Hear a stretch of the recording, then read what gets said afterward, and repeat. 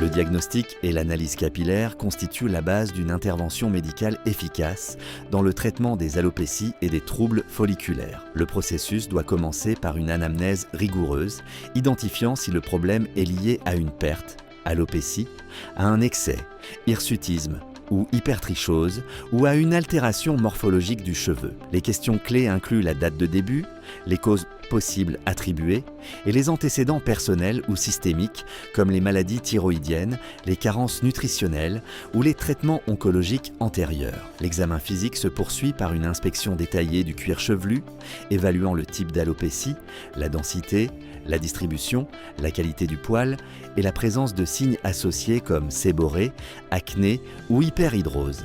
Des tests non invasifs tels que le test de Jacquet, de Saboureau ou de traction orientent sur la fragilité capillaire. La trichoscopie permet de visualiser des structures microscopiques caractéristiques de pathologies comme l'alopécie androgénétique ou aréata, constituant un outil clé pour le diagnostic différentiel. Dans certains cas, il peut être nécessaire de réaliser un trichogramme qui permet d'analyser le cycle folliculaire à partir de l'étude des racines et des tiges. Selon leur aspect proximal et distal, on peut distinguer des effluviums, des alopécies cicatricielles ou des dysplasies pilaires. Si le doute diagnostique persiste, une biopsie du cuir chevelu est réalisée, essentielle pour déterminer la phase du follicule et exclure des causes inflammatoires ou auto-immunes. L'étude doit être complétée par une évaluation hormonale, notamment du système stéroïdien, incluant FSH, LH, DHEA-S, prolactine et fonction thyroïdienne. Chez les femmes, l'hyperandrogénisme peut orienter vers un syndrome comme le syndrome des ovaires polykystiques.